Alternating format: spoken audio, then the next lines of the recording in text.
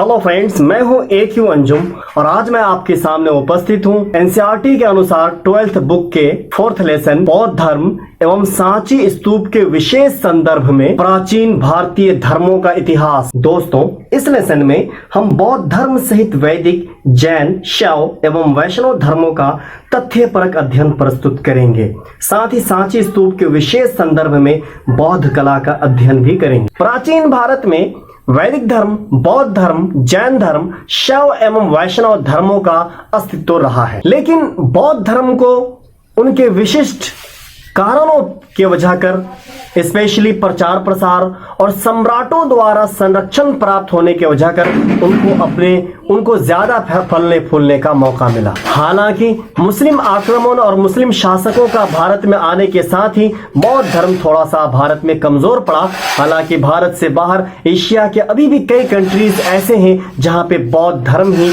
प्रमुख धर्म के रूप में माना जाता है। फाहान और यात्रियों का राजकुमार कहे जाने वाला हैनसोंग भी बौद्ध धर्म के साहित्य स्थलों को देखने ही भारत आए थे। बौद्ध धर्म की सर्वश्रेष्ठ विरासतों में से एक सांची का स्तूप है जिसे पूरी दुनिया मानती। और दोस्तों, आप जानते हैं कि इन्हीं दोनों के अनुसार, यानी बौद्ध धर्म और सांची के स्तूप, इन्हीं दोनों के अनुसार हम बाकी और अन्य धर्मों को भी देखने की कोशिश करेंगे। बौद्ध धर्म की महानता इस बात से भी साबित होती है कि 3 महामानवों में तीनों बौद्ध धर्म से रिलेट थे, तीनों का संबंध बौद्ध धर्म से था। डॉक्टर भीमराव अंबेडकर, महापंडित राहुल सांकृत्यायन और दानवीर डॉक्टर सर हरि सिंह गौर। राहुल सांकृत्यायन को श्रीलंका विद्यालंकार विहार ने त्रिपिटकाचार्य की उपाधि से सम्मानित किया, जबकि डॉक्टर सर हरि सिंह गौर ने स्पिरिट ऑफ बुद्धिज्म लिखकर बौद्ध धर्म को एक नया आयाम प्रदान किया। वैदिक धर्म भारत का प्राचीनतम धर्म है और वेद भारतीय धर्मों का प्राचीन ग्रंथ है। वैदिक काल को 2 भागों में बांटा जाता है। पहला है ऋग्वैदिक धर्म। इसका काल है 1500 ईस्वी पूर्व से लेकर के 1000 ईस्वी पूर्व के बीच में, और इस काल को ऋग्वैदिक काल कहा जाता है। इसमें देवताओं की प्रधानता थी और देवताओं को 3 कैटेगरीज में बांटा गया था। पहला पृथ्वीवासी देवता, और दूसरा है अंतरिक्षवासी देवता, और तीसरा है आकाशवासी देवता। ऋग्वेद में इंद्र का 250 बार और अग्नि का 200 मर्तबा उल्लेख होता है। इससे हम ये अंदाजा लगा सकते हैं कि उस काल में इंद्र ही सर्व प्रमुख देवता रहे होंगे। ऋग्वेद में कुल 1028 सूक्त एवं 10,500 मंत्र हैं। यह 10 मंडलों में विभक्त है। गायत्री मंत्र भी ऋग्वेद में ही दिया गया है। ऋग्वैदिक काल में हम ये पाते हैं कि लोगों की जीवन उच्च कोटि का था और पशु की बलि दी जाती थी और बिना पुरोहित का भी स्त्री एवं पुरुष अनुष्ठान कर सकते थे। वैदिक काल का दूसरा भाग है वैदिक धर्म, जिसका काल है 1000 ईस्वी पूर्व से लेकर के 600 ईस्वी पूर्व के बीच में, और ये वही काल है जिसमें अन्य 3 वेद सामवेद, अथर्ववेद और यजुर्वेद की रचना हुई। दोस्तों, हम ऋग्वैदिक काल में क्या पाते हैं कि देवता प्राकृतिक तत्वों के प्रतीक थे, लेकिन हम उत्तर वैदिक काल में ये पा रहे हैं कि प्राकृतिक तत्वों के प्रतीक वाले देवता के जगह पे इस जगह पे 3 और ने ले लिया, ब्रह्मा, विष्णु और महेश। आइए इन 3 वेदों को जानते हैं। यजुर्वेद यज्ञ संबंधित मंत्रों का संग्रह है। इसमें यज्ञ एवं हवन संबंधित नियम है। सामवेद पुजारियों एवं ग्रंथियों द्वारा यज्ञ एवं हवन के समय में गाए जाने वाले मंत्रों का संग्रह है। अथर्ववेद में तंत्र मंत्र, जादू टोना एवं आयुर्वेदिक तत्वों का विवरण मिलता है। आइए हम वैदिक धर्म की जानकारी कुछ और अन्य वैदिक साहित्यों से भी प्राप्त करते हैं। अर्णयक, इनमें क्रम कांड की अपेक्षा आध्यात्मिक रहस्यों का विवेचन किया गया है। उपनिषद, ये भारतीय दर्शन के मूल स्रोत हैं। इनमें जीवन के असंख्यों को समझाने का प्रयास किया गया है। उपनिषदों की संख्या लगभग 300 है। पुराणों की संख्या 18 है। प्रत्येक पुराण के 5 भाग हैं। आइए अब बात करते हैं जैन धर्म की। जैन धर्म का संस्थापक महावीर स्वामी को माना जाता है। महावीर स्वामी 24वें तीर्थकर थे। इनसे पूर्व 23वें तीर्थकर पार्श्वनाथ हुए। 30 वर्ष की आयु में इन्होंने राजमोह त्याग कर संन्यास ग्रहण कर लिया। महावीर स्वामी का जन्म 540 ईस्वी पूर्व वैशाली के पास कुंड ग्राम में हुआ था। इनका वास्तविक नाम वर्धमान था। सिद्धार्थ इनके पिता थे। इनकी माता का नाम त्रिशला थी। राजकुमारी यशोदा इनकी पत्नी थी।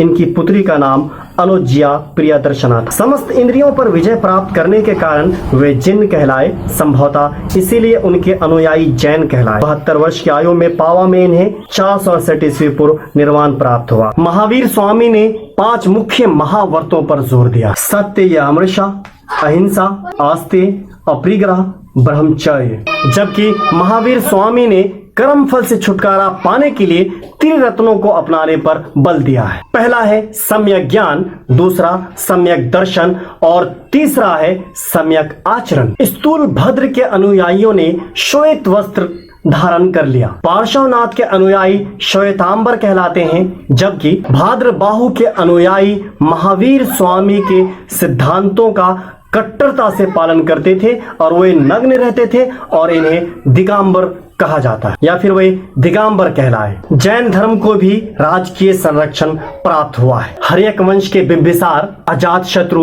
उदयन, मौर्य सम्राट चंद्रगुप्त मौर्य, बिंदुसार, कलिंगराज खारवेल भी जैन धर्म के अनुयायी थे। इस धर्म के अनुयायी इस धर्म के प्रचार प्रसार के लिए प्राकृत भाषा का इस्तेमाल करते थे। बौद्ध धर्म। आइए अब बात करते हैं हम बौद्ध धर्म की। गौतम बुद्ध का बचपन का नाम सिद्धार्थ। उनका जन्म 563 ईस्वी पूर्व में नेपाल की तराई में लुम्बिनी ग्राम के अम्रकुंज में हुआ था।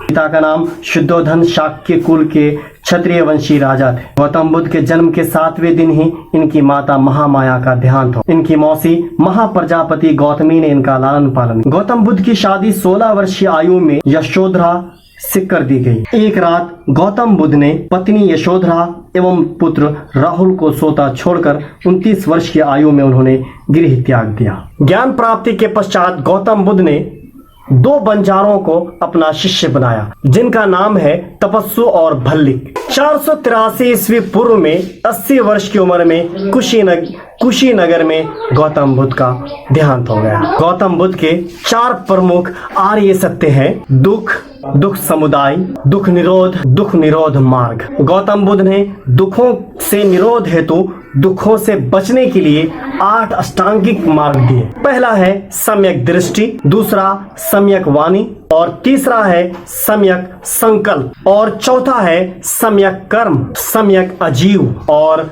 छठा है सम्यक व्यायाम, 7वां सम्यक स्मृति और 8वां है सम्यक समाधि। गौतम बुद्ध ने 10 शील तथा आचरण भी दिए: अहिंसा, सत्य, अस्तेय, अपरिग्रह, ब्रह्मचर्य, नृत्य व संगीत का त्याग, सुगंधित पदार्थों का त्याग, असमय भोजन का त्याग, कोमल शय्या का त्याग, कामिनी कंचन का त्याग। प्रथम बौद्ध संगीति 483 ईस्वी पूर्व में बिहार के राजगृह में हुआ। आइए अब स्तूप को जानते हैं कि स्तूप क्या है। महात्मा बुद्ध के परिनिर्वाण के बाद उनकी अस्थियों को 8 भागों में बांटा गया तथा उन पर समाधियों का निर्माण किया गया। सामान्यतः इन्हीं को स्तूप कहते हैं। स्तूप का सर्वप्रथम उल्लेख ऋग्वेद में मिलता है। इसमें अग्नि की उठती हुई ज्वालाओं को स्तूप कहा गया। कि स्तूप वो हिस्सा है, वो भाग है जो ऊंचा उठा हुआ हो, जो टीला टाइप का हो, जो थुहा हो। दोस्तों, आप जानते हैं कि परिनिर्वाण के बाद महात्मा बुद्ध के अस्थियों को 8 भागों में विभाजित किया गया। बौद्ध परंपरा के अनुसार हमें 84,000 स्तूपों का निर्माण सिर्फ अशोक के द्वारा किए जाने का पता चलता है। स्तूप 4 प्रकार के बनाए जाते थे और पहला है शारीरिक और दूसरा है परिभौतिक और तीसरा है उद्देशिक, चौथा है संकल्पित। सांची का स्तूप आज विश्व की प्रमुख सांस्कृतिक धरोहरों में सम्मिलित कर लिया गया है। यह स्तूप आज बहुत ही अच्छी हालत में है। प्रारंभिक स्तूप समूहों में सांची का स्तूप प्रसिद्ध है। सांची की पहाड़ी मध्य प्रदेश के रायसेन जिला मुख्यालय से 25 किलोमीटर की दूरी पर उत्तर की ओर स्थित है। 1854 में अलेक्जेंडर कनिंघम ने भिल्सा टॉप्स लिखी, जो सांची पर लिखी गई प्रारंभिक पुस्तक में से एक एक है। 1923 में जॉन मार्शल एवं अल्फ्रेड फुसे ने द मोन्यूमेंट्स ऑफ सांची पुस्तक लिखी। सांची के स्तूप को सुरक्षित रख पाने में, उसे बचा करके रख पाने में पुरातत्ववेत्ता एच.एल. कौल की महत्वपूर्ण सोच एवं भोपाल की बेगमों शाहजहां बेगम एवं उनकी उत्तराधिकारी सुल्तान जहां बेगम को जाता है। बौद्ध धर्म कालांतर में 3 भागों में बट गया। पहला है हीनयान, दूसरा है महायान और तीसरा है वज्रयान। हीनयान का अर्थ है लघु चक्र। ये लोग बुद्ध की मूल शिक्षाओं में आस्था रखते थे। अष्टांगिक मार्ग में इनका विश्वास था। महायान का अर्थ है मोक्ष का महाचक्र। इन्होंने मूल बुद्ध शिक्षाओं में कुछ परिवर्तन किया। इनकी धार्मिक पुस्तकें संस्कृत में लिखी गई। वज्रयान संप्रदाय का उदय 8वीं सदी में बंगाल एवं बिहार में हुआ। इसके अनुयायी कई प्रकार की गोपनीय क्रियाएं करते थे, जिनमें स्त्रियों एवं मदिरा आवश्यक होती थी। त्रिपिटक, जिनका अर्थ है 3 टोकरियां। बुद्ध के मृत्यु के पश्चात उनके अनुयायियों ने उनके शिक्षाओं का संकलन 3 पिटकों में किया, जिनका नाम है सुत्त पिटक, विनय पिटक, अभिधम्म पिटक। वैष्णव धर्म का विकास भागवत धर्म से हुआ। भागवत धर्म का प्रवर्तक कृष्ण को माना जाता है। भगवान शिव से संबंधित धर्म को शैव कहा जाता है। ऋग्वेद में शिव को रुद्र कहा जाता था। हड़प्पा सभ्यता में भी शिव के प्रतीक मिले। आलवार संतों की संख्या 12 बताई गई है। नयनार संतों की संख्या 63 बताई जाती है। आइए और कुछ विशिष्ट तथ्य को देखते। जैन धर्म के आदि प्रवर्तक ऋषभ देव थे, जो प्रथम तीर्थकार थे। 24वें तीर्थकार महावीर स्वामी जैन धर्म के प्रमुख प्रतिस्थापक थे। काशी नरेश अशोसेन के पुत्र पार्श्वनाथ 23वें तीर्थकर। 19वें तीर्थकर मल्लीनाथ स्त्री मिथिला राजकुमारी थे, जिनका प्रतीक चिन्ह कलश है, ऐसा श्वेतांबरों का मानना। महावीर स्वामी की प्रथम भिक्षुणी चंदना थी। बौद्ध धर्म के संस्थापक गौतम बुद्ध थे। शैव धर्म के पाशुपत संप्रदाय संस्थापक लकुलिश थे। वसव पुराण के अनुसार लिंगायत संप्रदाय के प्रवर्तक अल्लभ प्रभु व उनके शिष्य वासव थे। कश्मीर शैव संप्रदाय के संस्थापक वसुगुप्त थे। वैष्णव मत के अनुयायी आलवार एवं शैव मत के अनुयायी नयनार कहलाते। आलवार संतों की संख्या 12 एवं नयनार संतों की संख्या 63 बताई गई है। आलवारों में अंडाल एवं नयनारों में कराईकल प्रमुख महिला भक्त थी। वैष्णव संतों में तिरुमंगी एवं शैव संतों में अपार प्रमुख संत थे, जो पल्लव नरेश महेंद्र वर्मन प्रथम 610 से 640 ईस्वी के समकालीन थे। आलवार संतों के पश्चात आचार्यों ने वैष्णव मत को आगे बढ़ाया। इनके प्रथम आचार्य नाथ मुनि। हीनयान बौद्ध धर्म से संबंधित है। हीनयानी पुस्तकें पाली भाषा में है। दोस्तों, ये था आपका लेसन 4, जिसका नाम था बौद्ध धर्म एवं सांची स्तूप के विशेष संदर्भ में प्राचीन भारतीय धर्मों का इतिहास। और आप इसे संक्षिप्त रूप में बहुत कुछ जान चुके हैं। जिन बातों को, जिन पॉइंट्स को यहाँ इंडिकेट किया गया है, आप उसे अवश्य ही याद कर ले या उसे जान ले या समझ ले, क्योंकि ये इस लेसन का इंपॉर्टेंट हिस्सा है। मिलते हैं अगले लेसन में। धन्यवाद।